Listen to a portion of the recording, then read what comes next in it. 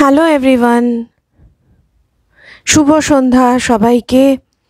হঠাৎ করেই লাইভে আসা হলো অ্যাকচুয়ালি, কারণ অ্যাকচুয়ালি একটা টেকনিক্যাল প্রবলেম হয়েছে। আমার একটি তো পেজ আছে, তোমরা সবাই জানো, হয়তো কেউ জানো না, যাই হোক, আমার মিস্ট্রি বক্সের একটি পেজ আছে। তো আমি চেয়েছিলাম যে আজকে আমার নিজের পেজ থেকে আসব, কিন্তু দুর্ভাগ্যবশত পেজ থেকে লাইভে আসা গেল না। তো একেবারেই বলা হয়নি, যেহেতু অ্যানাউন্স আমি আগে কোনো নোটিফিকেশন দিইনি গ্রুপে, তো সেই কারণে হয়তো তোমরা এখন নেই কেউ, সেটা হতেই পারে, সেটাই স্বাভাবিক। তো যাই হোক, আমি আজকে আর ওয়েট করব না কারোর জন্য, কারণ আমি জানি যে তোমরা যারা দেখবে তারা পরে দেখে নেবে। এখন আমি আর কাউকে এক্সপেক্টও করছি না, কারণ হঠাৎ করেই আসা। হ্যাপি নিউ ইয়ার সবাইকে।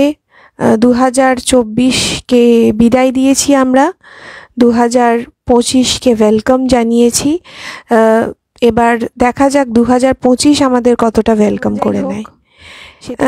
ঠিক আছে, তাহলে আমি আজকে আসলে একটা ছোট্ট, যেহেতু একদম বলে আসিনি, সেই কারণে আজকে আমি একটা ছোট্ট ঘটনা, যেটা অবভিয়াসলি মিস্ট্রি বক্সে সবসময় সত্যি কোনো অলৌকিক বা সত্যি কোনো ভৌতিক বা অলৌকিক ঘটনা এখানে উপস্থাপনা করা হয়, এখানে কোনো বানানো গল্প বলা হয় না। আজকে আমি যে ঘটনাটা বলবো, সেই ঘটনাটা আমাকে যারা আগের থেকে চেনো তারা হয়তো আগে শুনেছো কোথাও না কোথাও। আমার একটা খুব প্রিয় ঘটনা, খুব মানে খুব ভয়ের, আমি খুব ভয় পেয়েছিলাম পার্সোনালি। সেটা হচ্ছে এই ঘটনাটা যে একটা বাড়িকে নিয়ে। এই বাড়িটা আমার বাড়ির কাছাকাছি, আমি এখন যেখানে বসে লাইভটা করছি আমার এই বাড়ির খুব কাছাকাছি একটি বাড়ি, যেই বাড়িটা ওই ধরো 1982 1983 এই সময় হবে, ওই সময়কার কেনা একটি বাড়ি, দোতলা বাড়ি। এবং বাড়িটা যারা ওনার, মানে বাড়ির যে মালিক আর কি, স্বামী স্ত্রী এবং তাদের যে সন্তান, তারা কিন্তু কেউই এখানে থাকে না। তারা প্রবাসী বাঙালি আর কি, তারা ইউরোপেই থাকে।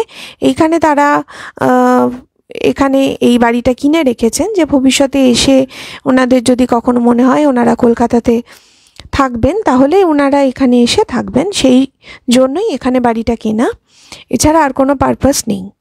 তো ওনারা বাড়িটা কেনার পরে ওনারা কিন্তু ভাড়া দিতে চাননি বাড়িটা, ওনারা একটা কেয়ারটেকার রেখেছিলেন, এবং সেই কেয়ারটেকারের নাম ছিল সহদেবদা, তার স্ত্রী এবং তার ছেলে, তার পরিবার নিয়েই তিনি কিন্তু এই বাড়িটিতে থাকতেন।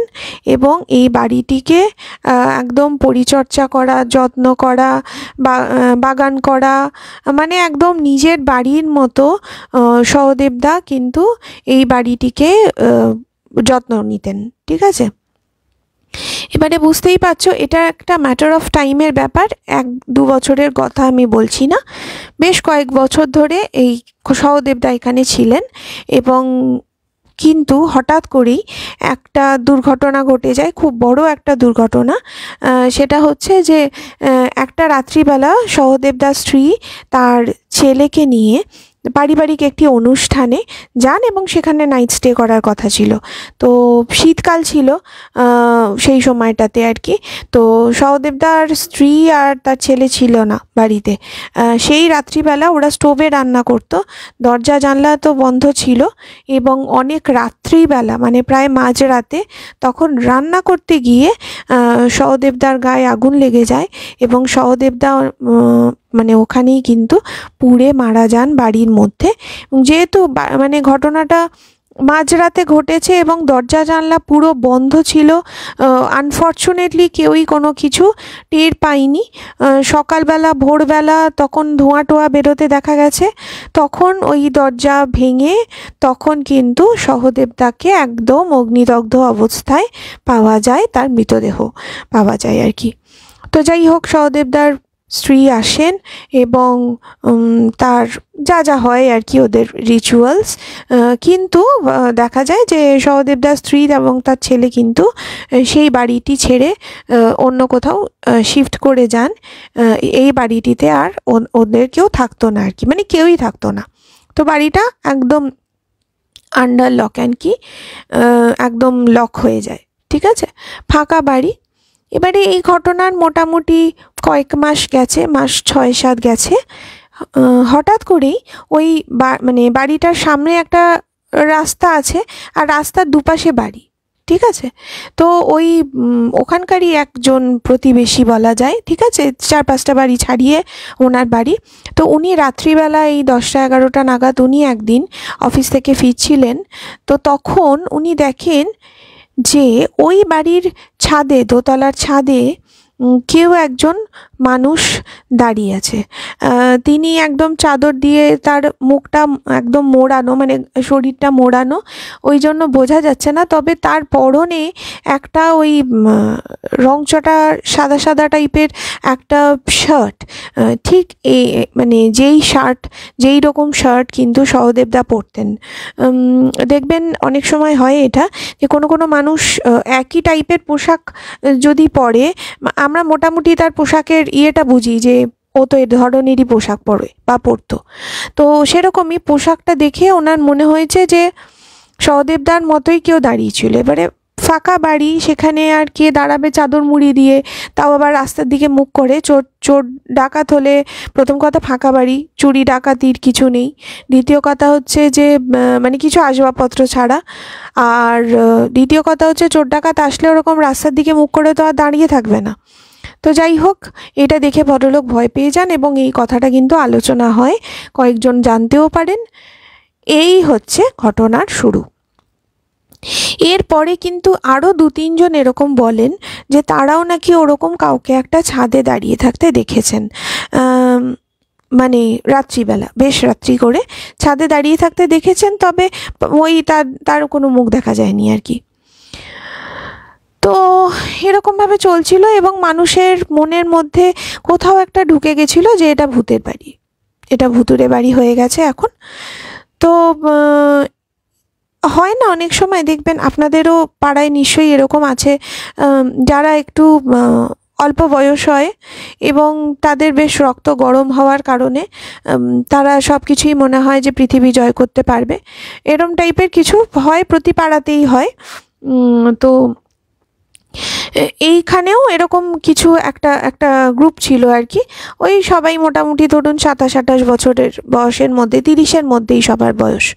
তো তাদের মধ্যে হয় মানে ম্যাক্সিমাম লোকজনেরই বক্তব্য ছিল যে ওইসব বলে কিছু হয় না, ভূত বলে কিছু হয় না, এক্সেট্রা এক্সেট্রা। তো সেখানে সানি বলে একটি ছেলে ছিল, ভালো নাম কৌশিক ছিল। তো যাই হোক, তো সানি হচ্ছে এমনই একটি ছেলে, যেই ছেলেটি নাকি অনেক ভুতুড়ে বাড়িতে রাত কাটিয়েছে, কিন্তু কোথাও কিছু কখনো ফিল করতে পারেনি বা দেখতে পায়নি।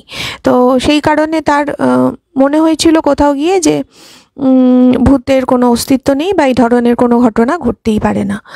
তো এবারে কি হয়, ওই বাজি লড়তে লড়তে, কথার বাজি লড়তে লড়তে, মানে কথায় কথা হয় না, তো সেরকম একটা তর্কাতর্কি হতে হতে হঠাৎ করে বাজি ধরে ফেলে যে ঠিক আছে, আমি ও সমস্ত ভুলভাল কথা আমি প্রমাণ করে দেবো যে এটা কোনো ভুতুড়ে বাড়িটারই না, আমি গিয়ে থাকবো।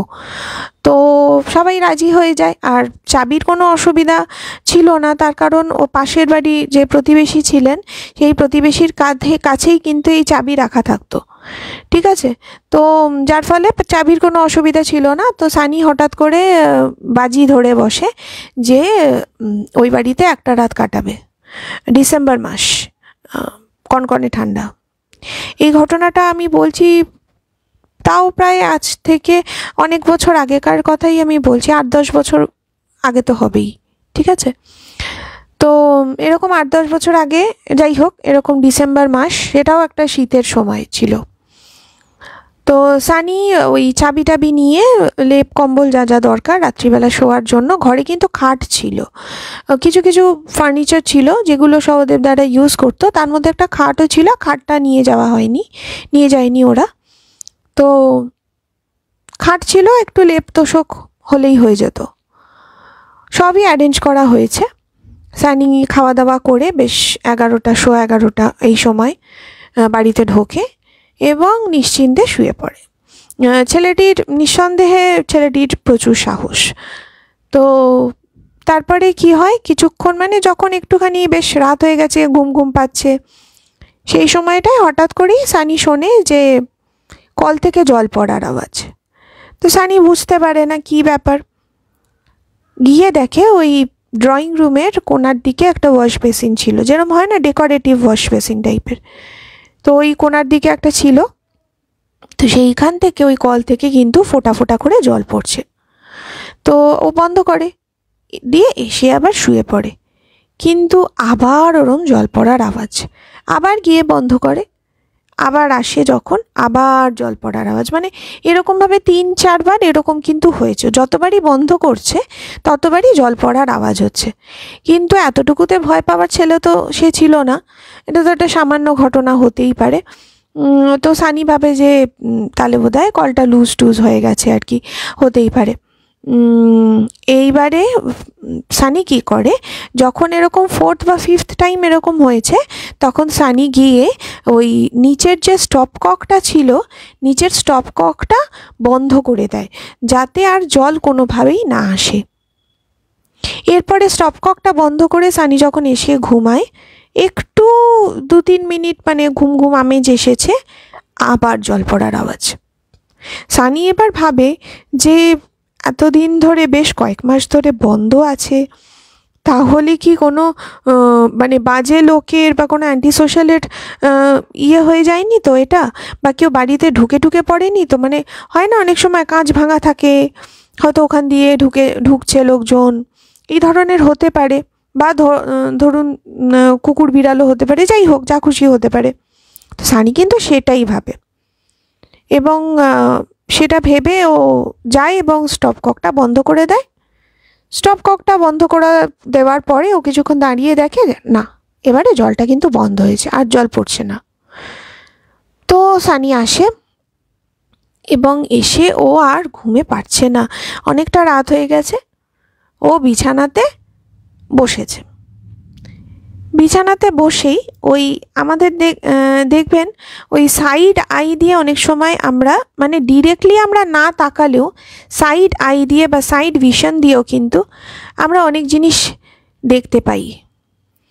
তো ওর মনে হলো এক ঝলকে যে ওর সাইডে ব্রাউন কালারের একটা কম্বল ছিল, ওর মনে হলো যে কেউ একটা খাটে শুয়ে আছে কম্বল মুড়ি দিয়ে। তো ও এরকমভাবে, মানে ও তো এরকম বসে আছে, মানে ধরুন আমি যেভাবে বসে আছি, আর কম্বলটা এরম জায়গায়, মানে পিছনে আর কি, ঠিক আছে? তো সাইড আই দিয়ে ওর মনে হচ্ছে কম্বলে কেউ একটা ঢুকে শুয়ে আছে।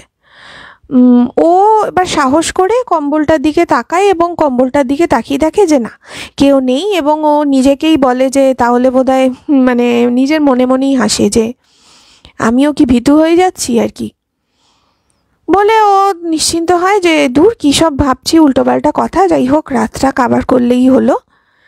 দিয়ে ও এবার বিছানাতে উঠে, যে একটা বিছানার যে খাটের যে কাঠ হয় না, যে হেলান দেওয়ার যে জায়গাটা, সেই হেলান দেওয়ার জায়গাটাতে এরমভাবে হেলান দিয়ে বসেছে। হেলান দিয়ে বসার সঙ্গে সঙ্গে ওর আবার ওই যে বললাম সাইড ভিশন, ও সাইড ভিশনে ওর মনে হতে থাকে ওর পাশে কেউ একটা আছে। এবং সেই সময়টা এতটা, কি বলবো, স্পাইন চিলিং একটা মোমেন্ট যে বলার নয় আর কি। যে একটা ফাঁকা বাড়িতে, প্রায় মাঝরাত হয়ে গেছে, 12টা বেজে গেছে, সেই সময় একটা ফাঁকা বাড়িতে আমার পাশে কম্বল মুড়ি দিয়ে কে আছে? ও আস্তে আস্তে ওর পাশের দিকে তাকায় এবং তাকিয়ে দেখে যে কম্বলের বাইরে একটা মুখ, সেই মুখটা সম্পূর্ণ পোড়া একটা মুখ, সম্পূর্ণ পোড়া একটা মুখ। এবং সেই দৃষ্টিটা কিন্তু সানির দিকেই, মানে সানিকেই সে দেখছে। এইটা দেখে মানে সানি তো মানে কি বলবো আর কি, বুঝতেই পারছো তোমরা যে নিজেকেই যেন নিজে বিশ্বাস না করা টাইপের। কিন্তু ও পরিষ্কার দেখতে পাচ্ছে যে একটি লোক আর কি, কেউ একটা, পুরুষ না মহিলা বোঝা যাচ্ছে না কারণ পুরোটাই তার পোড়া, সে ওরম শুয়ে আছে এবং সানির দিকে তাকিয়ে। কিন্তু অদ্ভুত ব্যাপার হচ্ছে কম্বলটা দেখে মনেই হচ্ছে না যে ওটার তলায় কোনো শরীর শুয়ে থাকতে পারে, মানে মনে হচ্ছে একদম বিছানার সাথে মেশানো কম্বল। এইটা দেখে সানি ওখান থেকে মানে প্রচণ্ড চিৎকার করে বাইরে এসে কিছুটা গিয়ে অজ্ঞান হয়ে পড়ে যায়। তারপরেরটা তো ইতিহাস, বুঝতেই পারছো। তারপরে ওকে তুলে ওর বন্ধুরা তো ওয়েট করছিল, তুলে তারপরে ওকে জ্ঞান ফেরানো হয়, ওর শরীর খারাপ হয় এবং তারপরে থেকে হয়তো সানি মানে এই ধরনের কিছু অলৌকিক বা যাই হোক এই সমস্ত বিষয়গুলো আস্তে আস্তে বিশ্বাস করতে শুরু করে যে যে হ্যাঁ কিছু তো আছে, কুছ তো হ্যায়। তো এই হচ্ছে আমার ঘটনা। এবং এই যে বাড়িটার কথা আমি তোমাদের এখন বললাম, এই বাড়িটা কিন্তু এখনও বিক্রি হয়নি এবং বাড়িটা বিক্রির প্রচুর চেষ্টা হচ্ছে। ওই সহদেবদা মারা যাবার পর থেকে ওই যে ভুতুড়ে বাড়ি নাম হয়ে গেছে এবং সানির এই ঘটনাটাও জানাজানি হয়ে গেছে, যার ফলে বাড়িটা এখনও পর্যন্ত আর বিক্রি হয়নি। আমি এই ঘটনাটা আগেও বলেছি তোমাদেরকে, এবং আমাকে অনেকে, যখন আমি আগে বলেছিলাম ঘটনাটা, আমাকে অনেকে বলেছিল আমাকে দিদি বাড়িটার ছবি দেখিও, কিন্তু দেখো ওইভাবে আমি বাড়িটার ছবি তো তুলতে পারবো না, কারণ বুঝতেই পারছো এর মালিকের কাছ থেকে আমি তো কোনো পারমিশন নিইনি।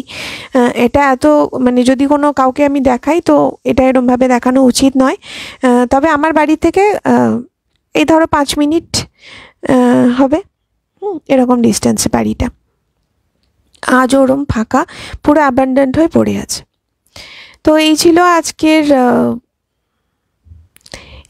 আজকে আমার একটা ছোট্ট গল্প। আজকে একেবারেই না বলে এসেছি আমি তোমাদেরকে।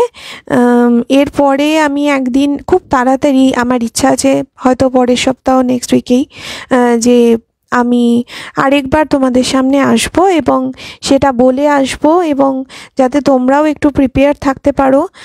কারণ আমি বুঝতে পারছি হঠাৎ করে এরমভাবে চলে আসলে প্রত্যেকেরই কাজকর্ম থাকে, খুব স্বাভাবিক। লাইভটা পরে যারা দেখবে তাদেরকে অসংখ্য ধন্যবাদ আমার হয়ে, এবং যারা আছো তাদেরও অসংখ্য ধন্যবাদ। এখন 2 জন আছেন, অসংখ্য ধন্যবাদ। আমি এখন বুঝতে পারছি না যে কারা আছো। যাই হোক, ঠিক আছে, তাহলে আজকে এইটুকুই। আবার খুব তাড়াতাড়ি আসবো লাইভ নিয়ে, এবং আমাদের মিস্ট্রি বক্স চ্যানেলটাকে সাবস্ক্রাইব করো। এবং তোমরা চাইলে এখান থেকে তোমাদের কোনো ভিডিও, অনেক রকম বিষয়, 2-3টে বিষয় যেগুলো প্রত্যেকটাই খুব রহস্যাবৃত বিষয়, সেই ধরনের বিষয় নিয়ে আমরা আলোচনা করি এবং ভিডিও পাবলিশ করি। তোমাদের পছন্দ মতো বিষয় সেই ভিডিওগুলো তোমরা দেখবে। ভালো যদি লাগে বন্ধুদের সাথে শেয়ার করো, অবশ্যই লাইক করো এবং কমেন্ট তো করবেই। ঠিক আছে, তাহলে আজকের মতো টাটা বন্ধুরা, আবার খুব তাড়াতাড়ি দেখা হবে। আর অনেক ধন্যবাদ লাইভটা দেখার জন্য। বাই।